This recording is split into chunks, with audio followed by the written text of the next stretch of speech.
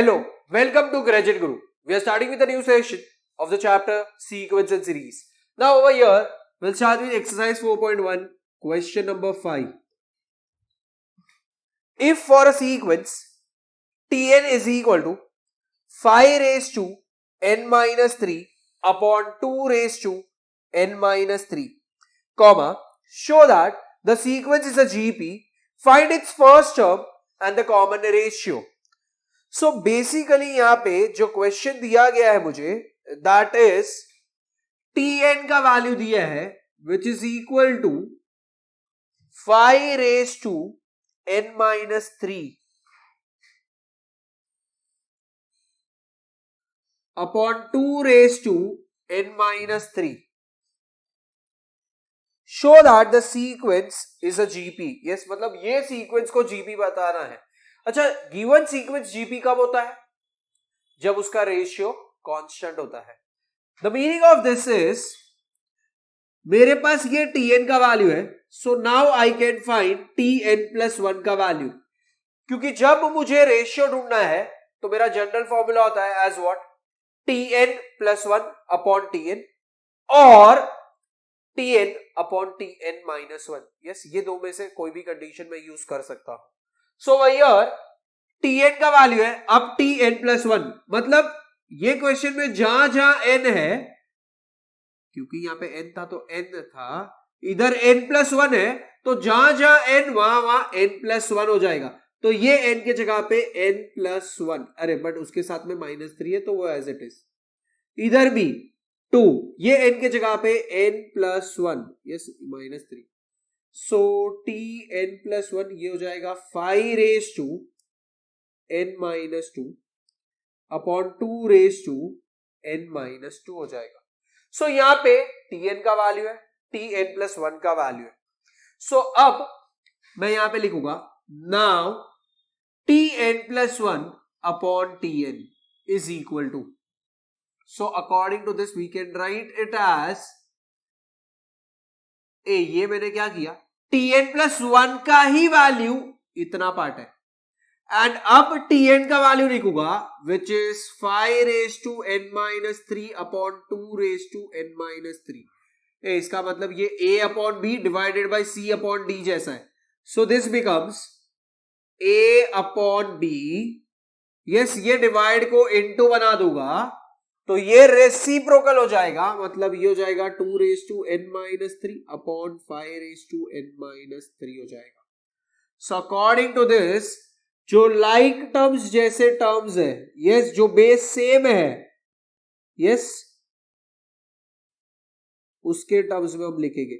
मतलब ये वाला टर्म यहां पे लिखा और ये वाला टर्म यहां पे लिखा, क्योंकि यहां पे बेस 5 है, ये भी बेस 5 हुआ. यहां पे बेस 2 है, ये भी बेस 2 था, तो 2 और 2 आ गया यहां पे. So now this becomes 5 raised to n minus 2 minus bracket n minus 3 into 2 raised to n minus 3 minus n minus 2. Yes, यहां पे क्या करूंगा, मैं लिखूंगा a raised to m upon a raised to n is equal to a raised to m minus n. So according to this, यहां पे हम लिख सकते हैं 5 raise to n minus 2 minus n plus 3 into 2 raise to n minus 3 minus n plus 2. So according to this, ये minus n plus n cancel हो जाएगा, ये minus n plus n cancel हो जाएगा. सो यहां पे we have the value of this as 5 raise to minus 2 plus 1, sorry minus 2 plus 3, तो answer आ जाएगा positive 1 into 2 raise to minus 3 plus 2, मतलब ये हो जाएगा माइनस 1. सो ये आ जाएगा 5 रेज टू 1, एंड ये जो 2 रेज टू माइनस 1 है उसको मैं 2 रेज टू 1 लिख दूंगा by writing it as a raise to minus m is equal to 1 upon a raise to m, and the answer for this is 5/2. And जैसे मुझे ये Tn plus 1 upon Tn, yes, मुझे क्या question में बोला था show that the sequence is a GP अब यहां पे सिंस मुझे इसका आंसर Tn+1/Tn का आंसर 5/2 आया, मैं यहां पे लिखूंगा which is constant, so therefore the given condition या गिवन सीक्वेंस का जो वैल्यू दिया है, therefore the sequence is a GP लिख दूंगा। अच्छा, along with this उन लोग ने मुझे एक और चीज बोला है कि you need to find the first term and the common ratio। अच्छा, तो कॉमन रेशियो, तो since the given sequence is a GP, ये जो रेशियो आया that is my common ratio R. So यहां पे मैं लिख सकता हूं the given sequence is a GP with common ratio R is equal to 5/2। इसी को मैं आर कंसीडर करूंगा क्योंकि विच इज कांस्टेंट आ गया, एंड ये क्या है, रेशियो मतलब आर आ गया 5/2। एंड अब उन लोगों ने मुझे लास्ट वैल्यू ढूंढने बोला है, that is the first term. So यहां पे मैं लिखूंगा for first term n is equal to 1 consider करूंगा मैं tn के फॉर्मूला में। सो tn का फॉर्मूला पहले मैं यहां पे लिस्ट कर देता हूं, which is this value, and now we can say t1 is equal to 5⁻1 - 3 upon 2⁻1 - 3। So ये हो जाएगा 5⁻2 upon 2⁻2। So meaning of this is 5⁻2 मतलब ये हो जाएगा 1/5 स्क्वायर एंड 1/2⁻2, तो ये बन जाएगा 2 का square. So meaning of this is 2 square upon 5 square and that value is equal to 4/25, and ये हो जाएगा मेरा first term.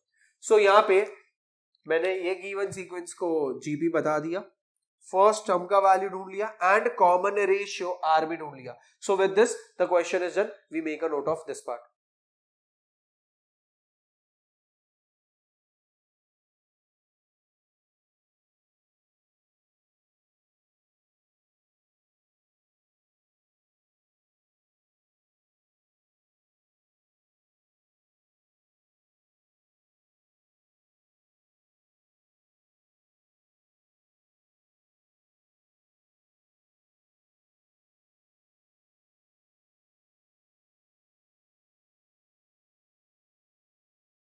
Now we'll start with the next question, that is question number 9.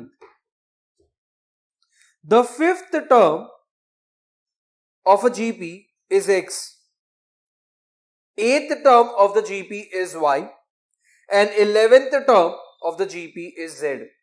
Verify whether Y square is equal to XZ.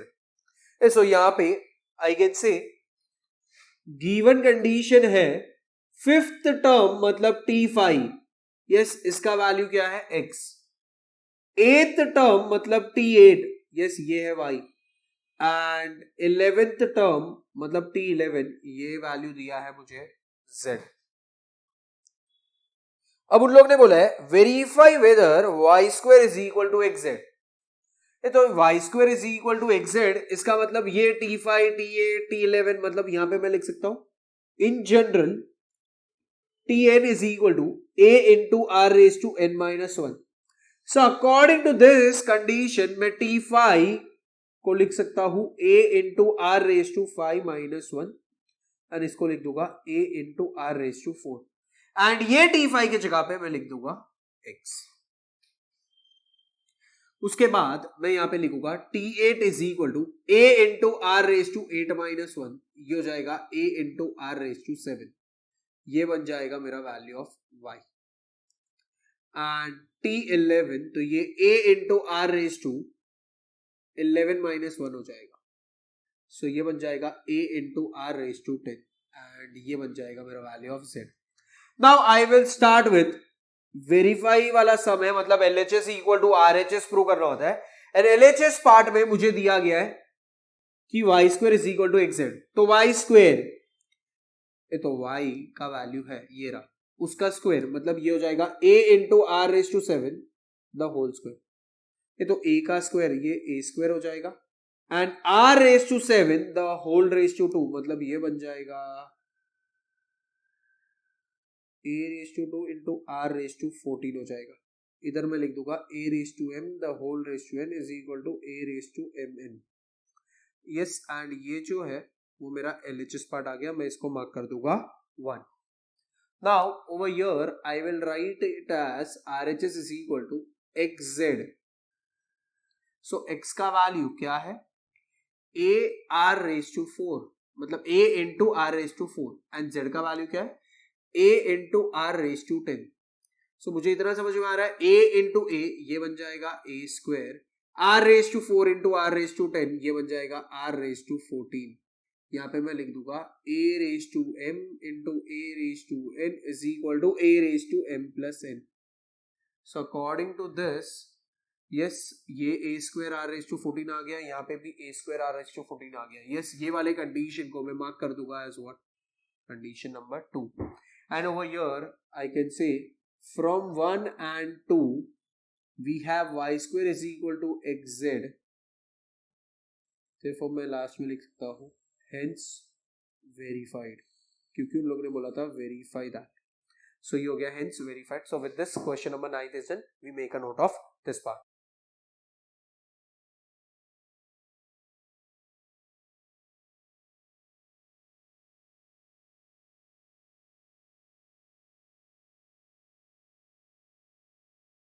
Now we'll start with the next question. That is question number 10. 10 हमें दिया गया है, if PQRS are in GP,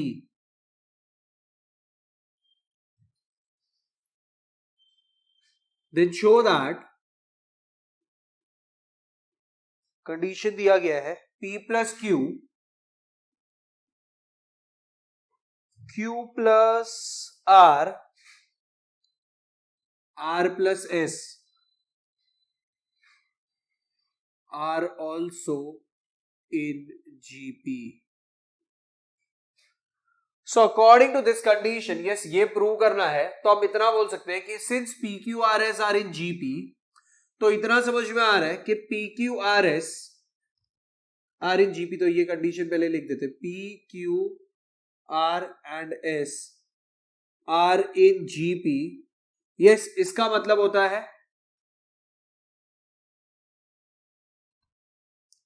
here T1 जो है वो P है, T2 जो है वो Q है, T3 जो है वो R है, एंड T4 जो है वो S है. सो यहां पे सिंस ये GP में है, तो V से जनरली कॉमन रेशियो को R से डिनोट करते हैं, but in this question we will not denote that by what? R. उसका रीजन है क्योंकि मेरा जो थर्ड टर्म है वो खुद R है, एंड अगर मैंने रेशियो को भी R लिया तो कंफ्यूजन हो सकता है. So over here we'll use common ratio के लिए the condition as K.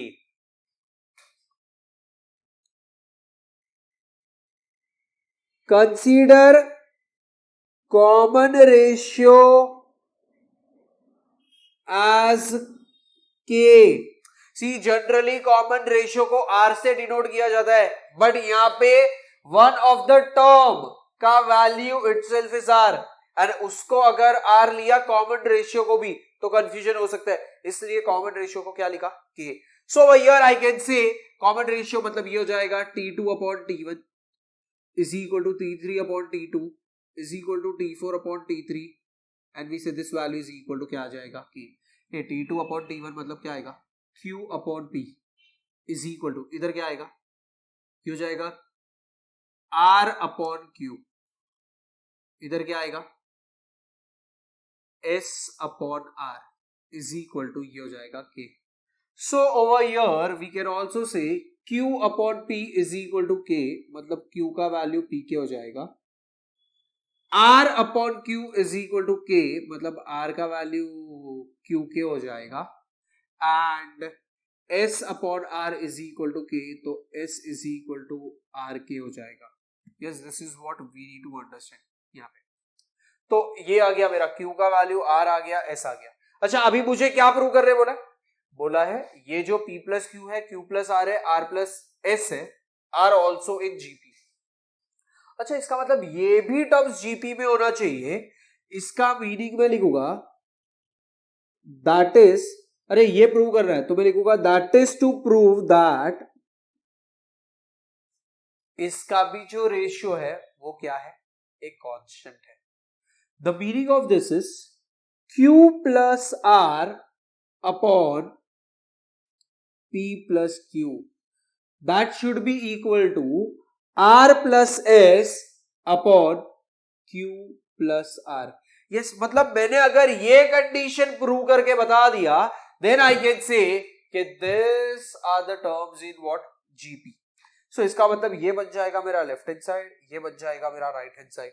And अगर मैंने ये लेफ्ट हैंड साइड और ये राइट हैंड साइड को इक्वल बता दिया then I can say this numbers are in what GP.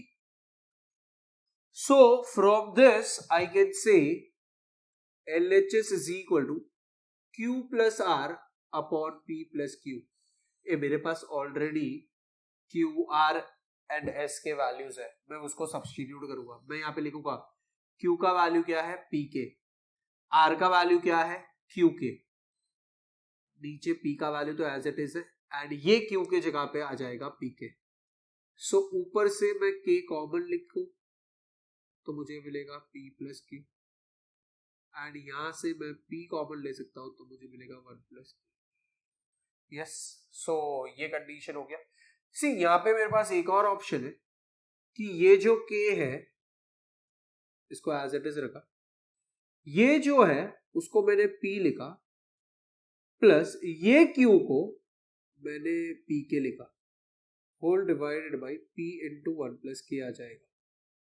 So I can से यहाँ पे K आ जाएगा, ए इधर से P कॉमन आ जाएगा तो ब्रैकेट में बचेगा 1 plus K divided by P into 1 plus K। मैं ऐसे भी लिख सकता हूँ। So from this we can say ये और ये कैंसिल हो जाएगा, ये और ये कैंसिल हो जाएगा and I can say this is equal to क्या आया K। तो मतलब लेफ्ट हैंड साइड का वैल्यू इक्वल टू K आ गया। अब same way I can say RHS से स्टार्ट करूंगा and this value is R plus S upon Q plus R। So according to this ये R का वैल्यू क्या है Q के, प्लस ये S का वैल्यू क्या है तो ये है R के। Q के जगह पे मैं लिख सकता हूँ P के एंड R के जगह पे मैं लिख सकता हूँ Q के। ये तो इतना समझ में आ रहा है, ऊपर से K कॉमन तो ब्रैकेट में Q प्लस R बचेगा, नीचे से K कॉमन तो ब्रैकेट में P प्लस Q बचेगा। अच्छा, अब ये आ गया K। अच्छा, यहाँ पे Q के जगह पे मैं लिख सकता हूँ P के, R के जगह पे मैं लिख सकता हूँ Q के। इधर आ गया K, इधर आ जाएगा P प्लस Q। अच्छा, मैंने यहाँ पे Q के जगह पे मैं P प्लस Q भी लिख सॉरी P के भी लिख सकता था बट मैंने P प्लस Q ही रहने दिया क्योंकि मुझे यहाँ पे दिख रहा है कि अगर K कॉमन आ गया तो P प्लस Q यहाँ पे भी आ रहा है और यहाँ पे भी आ रहा है तो हमारा पर्पस सॉल्व हो जाएगा। सो ये हो गया K इनटू इधर से ये आ गया K और ब्रैकेट में आ जाएगा P प्लस Q और डिनोमिनेटर में K into P plus Q है। सो इसका मीनिंग है एक के, ये के कैंसिल, ये और ये कैंसिल, ये खाली क्या बचेगा के। ये हो गया मेरा राइट हैंड साइड पार्ट, ये हो गया मेरा लेफ्ट हैंड साइड पार्ट। तो left hand side and right hand side part same आ गया। सो यहाँ पे I can mark this as 1, इसको मैं 2 मार्क करता हूं तो यहाँ पे मैं लिखता हूं from 1 and 2 LHS is equal to RHS। The meaning of this is Q plus R upon R plus S is equal upon P plus Q and यहाँ पे R plus S upon Q plus R। Yes, ये equal बता दिया, that means therefore I can से P plus Q comma Q plus R comma R plus S are also in GP। So with this question number 10 is done, we make a note of this part.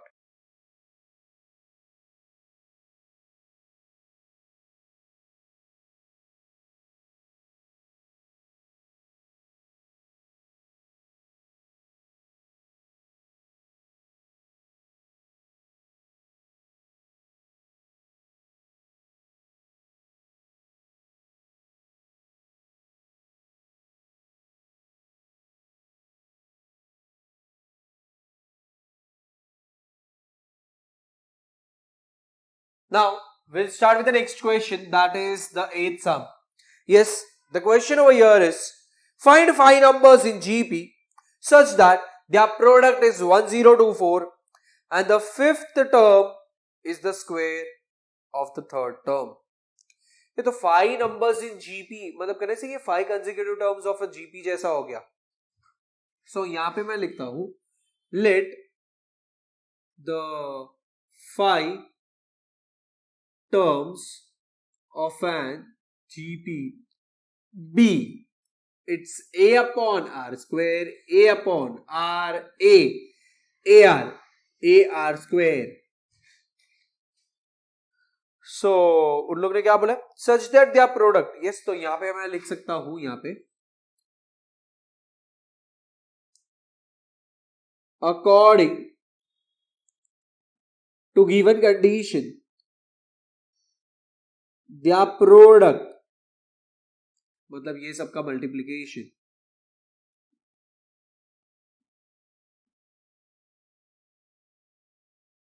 This value is equal to 1024 ऐसा दिया है यहाँ पे.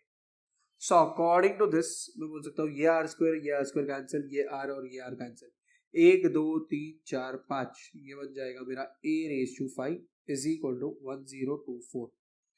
Yes, अभी 1024 को भी हम लोग रेज टू 5 के टर्म्स में लिखेंगे. So for that what we need to do, 1024 के फैक्टर्स, तो ये हो जाएगा 2 5 1 2 ये बन जाएगा 256, 2 ये हो जाएगा 128, 2 ये हो जाएगा 64, 2 ये हो जाएगा 32, 2 16, 2 8, 2 4, 2 2 2 1. अच्छा 1 2 3 4 5 6 7 8 9 10. अच्छा इसका मतलब ये हो गया a रेज टू 5 और इधर ये हो गया 2 रेज टू 10. बट मुझे यहाँ पे 10 नहीं चाहिए, मुझे यहाँ पे क्या चाहिए, रेज टू 5 के टर्म्स में चाहिए. सो यहाँ पे ये 1024 के फैक्टर्स निकालें. So a raise to 5 is equal to 2 raise to 10 जो था उसको मैं लिखूंगा as 2 raise to 2 the whole raise to 5. तो जाके ये रेज टू 5 के टर्म्स में आ जाएगा एंड कंपेयर कर पाएंगे. मतलब ये 10 को मैंने स्प्लिट किया एज 2 into 5. सो इसलिए 2 raise to 2 the whole raise to 5 लिखा. एंड इसको मैं लिख सकता हूं a raise to 5 is equal to 2 का स्क्वायर मतलब ये हो जाएगा 4 रेज टू 5. यस, एंड अब मैं लिख सकता हूं यहां पे by comparing we get a is equal to 4. Yes, a का वैल्यू मिल गया. अब इसके बाद मुझे यहां पे क्या करना होगा, मुझे जो नेक्स्ट चीज करना है दैट इज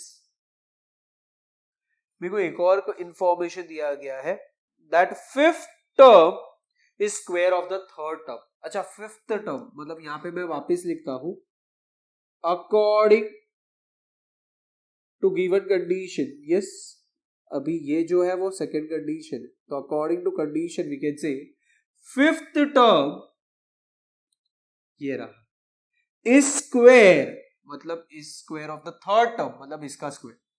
तो यहां पे ये हो जाएगा ए स्क्वायर. सो इधर से एक ए का टर्म और इधर से एक ए का टर्म कैंसिल हो जाएगा. So I can say r square is equal to a आ जाएगा. Therefore r square is equal to 4 आएगा since a is equal to 4. तो आर स्क्वायर का वैल्यू अगर 4 है दैट मीन्स मेरा वैल्यू ऑफ आर हो जाएगा प्लस माइनस 2. सो अब मैं लिख सकता हूं यहां पे when a is equal to 4 and r is equal to 2 and दूसरा कंडीशन मेरे पास आ सकता है when a is equal to 4 and r is equal to minus 2. Yes, क्योंकि r के दो वैल्यू से मेरे दो अलग अलग सीक्वेंस बन सकते हैं. यस, तो ये हो जाएगा a upon r square first value ढूंढने के लिए. सो ये हो जाएगा 4 अपॉन 2 का square which is 4 upon 4 which is equal to 1. फिर हो जाएगा a अपॉन आर. यस, ये हो जाएगा 4 अपॉन 2 जिसका आंसर क्या आ जाएगा 2. a तो ये हो जाएगा 4.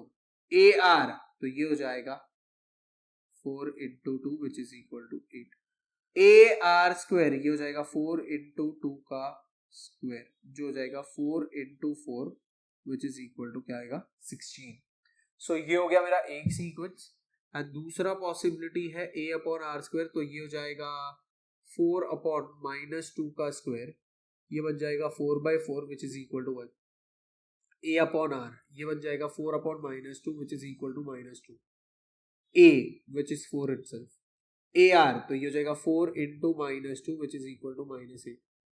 AR स्क्वायर ये हो जाएगा 4 इंटू -2 का square is equal to 4 into 4 which is equal to 16। Yes, so last में मैं लिखूंगा therefore the 5 terms of GP are 1, 2, 4, 8, 16 और 1, -2, 4, -8, 16। यस, यहाँ पे मैं लिखूंगा respectively. So with this question number 8 is done. We make a note of this part.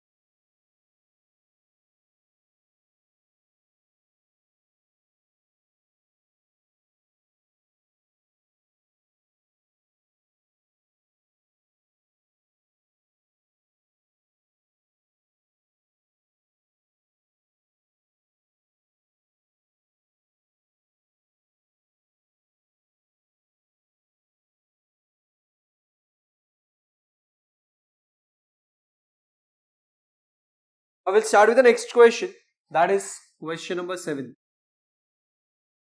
Find 4 numbers in GP such that sum of the middle two numbers is 10/3 and their product is 1. So यहाँ पे 4 numbers in GP बोला है, तो यहाँ पे मैं लिखता हूं let the 4 numbers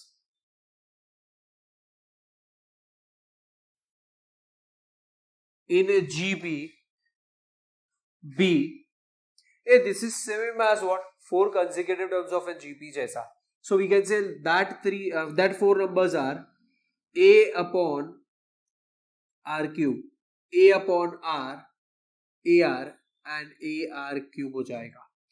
and condition के हिसाब से मुझे दिया गया है yes according to the given condition, क्या बोला हम लोग ने, फर्स्ट कंडीशन दिया गया है sum of the middle two numbers. Middle two numbers मतलब ये और ये, सो ये हो जाएगा a upon r, ar is equal to 10/3। यहां से मैं a कॉमन लिख सकता हूं और इधर आ जाएगा 1 upon r plus r is equal to 10/3। Yes, and I can mark this as 1। And फिर यहां पे मैं लिखता हूं according to given condition again. Yes, मतलब अभी आ जाएगा सेकेंड कंडीशन के हिसाब से। उन लोग ने बोला है देयर प्रोडक्ट इज 1। अच्छा, इसका प्रोडक्ट मतलब a अपॉन r क्यूब हो जाएगा, a अपॉन r हो जाएगा, ar हो जाएगा एंड ar क्यूब हो जाएगा इज इक्वल टू 1 दिया। r क्यूब कैंसिल हो जाएगा, r एंड r कैंसिल हो जाएगा, a raise to 4 is equal to 1। So I can say a is equal to क्या आएगा 1। एंड जैसे ही यहाँ पे वैल्यू ऑफ a 1 आ गया, मैं बोलूंगा यहाँ पे put a is equal to 1 in equation 1। सो 1 इंटू ये हो जाएगा 1 अपॉन r प्लस r,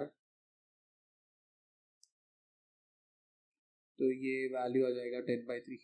सो ये हो जाएगा 1 upon r plus r is equal to 10/3। 1 upon मतलब यहाँ पे अपॉन में कुछ नहीं, मतलब 1 है, तो एलसीएम लिया तो 1 plus r square upon r हो जाएगा इज इक्वल टू 10/3। ये सभी क्रॉस मल्टीप्लाई करेंगे तो ये हो जाएगा 3 bracket 1 plus r square is equal to 10r, 3 plus 3r square is equal to 10r, 3r square minus 10r plus 3 is equal to 0। 3 3 9 होता है। 9 के ऐसे फैक्टर जो 10 आंसर दे, कहना इसे मेरे पास 9 के दो ही फैक्टर्स है, दैट इज 9 1 सा एंड दूसरा है 3 3 सा। सो यहाँ पे 9 1 सा ये करेंगे तो ही 10 आ सकता है। सो ये हो जाएगा 3r square minus 9r minus r plus 3 is equal to 0। 3r common, तो r माइनस 3 हो जाएगा। दूसरे ब्रैकेट में जो फर्स्ट ब्रैकेट में टर्म आया उसको एज इट इज लिख देना। यहाँ पे माइनस आर था तो यहाँ पे आ जाएगा -1, क्योंकि -1 इंटू आर किया तो ही -r आएगा। सो यहाँ पे r माइनस 3 आ गया एंड 3r माइनस 1 आ गया। So r minus 3 is equal to 0 और 3r minus 1 is equal to 0। So r is equal to 3 और 3r इज इक्वल टू 1 हो जाएगा। r इज इक्वल टू 3 और यहाँ पे आ जाएगा r is equal to 1/3। So r के भी दो वैल्यूज आ गए, a का वैल्यू है यहाँ पे। Now we can say when a is equal to 1 and r is equal to 3, इधर आ जाएगा when a is equal to 1 and r is equal to 1/3। ठीक है, अकॉर्डिंगली मुझे वैल्यूज ढूंढने हैं। a अपॉन r क्यूब ये हो जाएगा 1/3 का क्यूब, ये बन जाएगा मेरा 1/27। फिर मुझे ढूंढना है a अपॉन r, ये हो जाएगा 1/3 डायरेक्ट। ये हो जाएगा AR, तो ये हो जाएगा 1 into 3 that is 3। AR cube ये हो जाएगा 1 इंटू 3 का cube which is 1 into 27 and जो बन जाएगा मेरा 27। अभी इधर A अपॉन R क्यूब ये बन जाएगा मेरा 1/1/3 the whole cube. So this becomes 1/1/27। 1/a/b मतलब ये हो जाएगा b/a, मतलब ये बन जाएगा 27/1 which is 27। a upon r ये बन जाएगा मेरा 1/1/3, डायरेक्ट आ जाएगा ये 3/1। ar मतलब 1 इंटू 1/3, सो ये हो जाएगा 1/3 एंड ar क्यूब मतलब 1 into 1/3 the whole cube. So this is 1 into 1/27। So answer आ गया 1/27।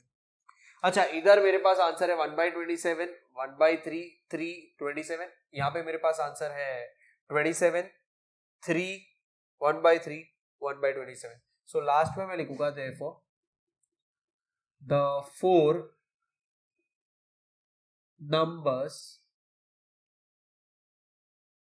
in GP are, ये हो जाएगा 1/27, 1/3, 3, 27 और this is 27, 3, 1/3, 1/27 respectively.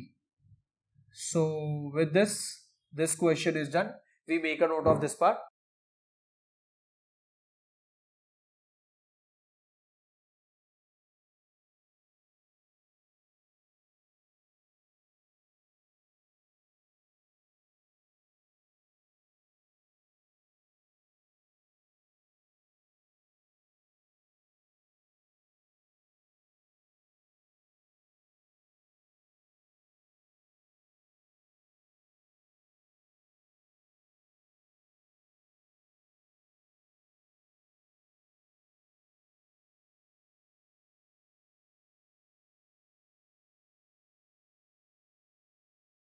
Now, on the basis of this sums which we have seen, we'll see few of the miscellaneous questions and that part you all will be doing as homework. Okay? So over here you have miscellaneous ka exercise number 4, miscellaneous exercise 4, question number 3 as homework, question number 5 as homework and question number 6 as homework part. So I will read question number 3 of the miscellaneous. It says, for a sequence, if Tn is equal to 5 raised to n minus 2 upon 7 raised to n minus 3, verify whether the given sequence is GP. If it is a GP, find its first term and the common ratio. Achha, this sum is similar to exercise 4.1 का fifth sum which we have done. Yes, ये हो गया first sum of the homework part. Next, miscellaneous exercise 4, question number 5 is homework. Find 4 numbers in GP such that the sum of the middle two numbers is 10/3 and their product is 1. Yes, this is same as exercise 4.1, question number 7.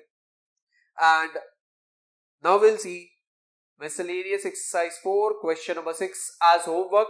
The question is, find 5 numbers in GP such that their product is 24 and sum of second and fourth number is 10. So now this question is similar to your exercise 4.1 ka question number 8. So you'll be doing these three questions as homework questions. So with this, we end this session over here. Thank you. See you in the next session.